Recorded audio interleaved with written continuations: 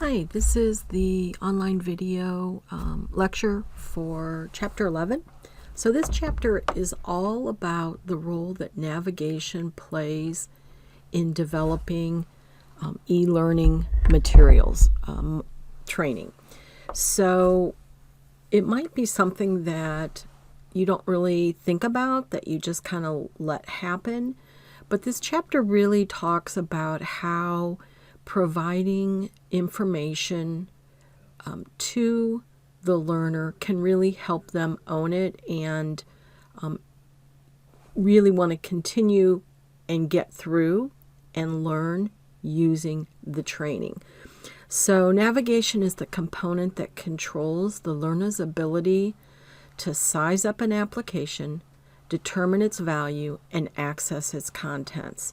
So it's only one component, but it's essential.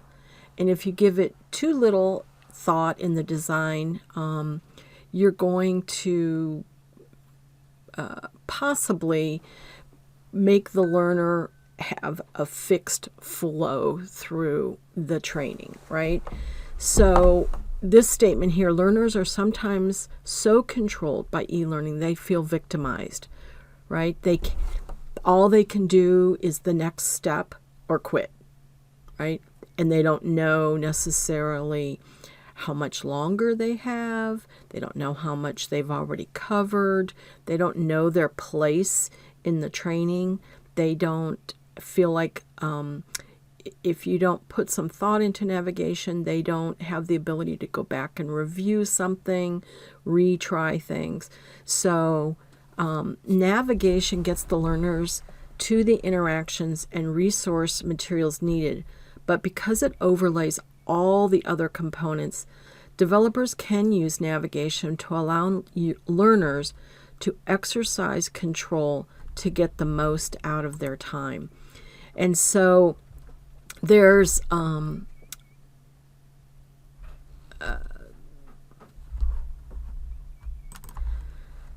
five points that the book is talking about that you can use to build into your development of training materials to enhance the experience. Navigation and e-learning can give learners practice in taking responsibility for getting the most of their learning time. So navigation can be many things.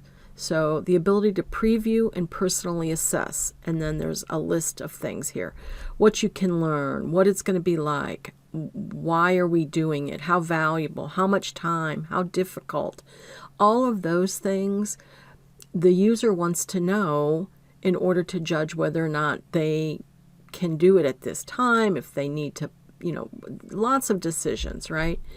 And so the ability to view menus, select items, determine if the prereqs exist and if they have been met, go to specific items, and so on. Basic controls in navigation allow people to back up and review past material, back up and try a different answer, skip ahead, preview things, return back, bookmark, restart and resume. All of those things are part of navigation. And then once learning has begun, the ability to determine how much has been accomplished, where they are in terms of mastery, and how much do they have left. That's a big one. So dashboards, ability to see performance details such as how much time, how many times did they have to try something to be successful, how many practice sessions there were, what scores. All of those things, navigation ties together at a lot of different levels, much like the trunk of a tree with its limbs. So one of the positive things about navigation is once you get it right, once you put the time into making the plan and actually creating it, good navigation can be reused, right? You can just do some modifications, which, although the initial process is hard and costly and takes time, once you get that done and it works and it's how you like it and it's how it fits the users that you have, you can then reuse it as you move forward. Developers commonly choose a mixture of custom development and reapplication of existing navigation structures. So then the chapter talks about LMS, learning management systems, and how there are already some structures built in.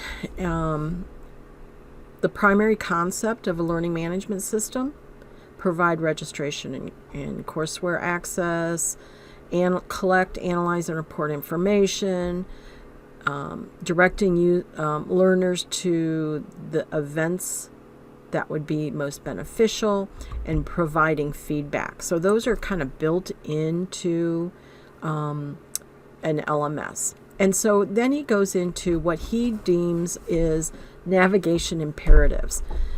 Let the learners see what's here. Okay, let learners see how the content is organized. Let learners see where they are. Let learners go forward when they want to. Let learners go back when they want to, and let them correct themselves.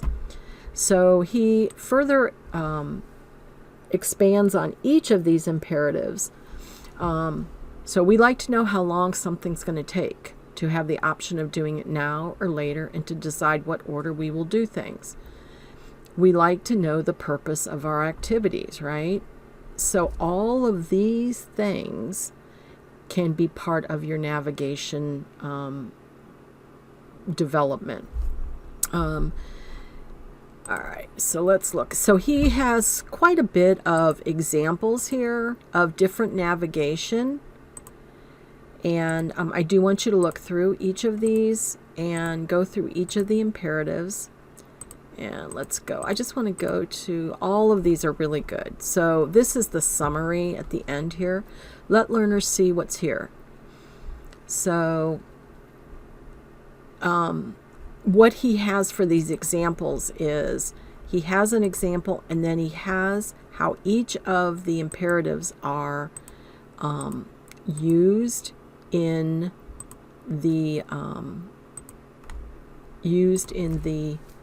process, in the training, right? So really spend time looking through those examples.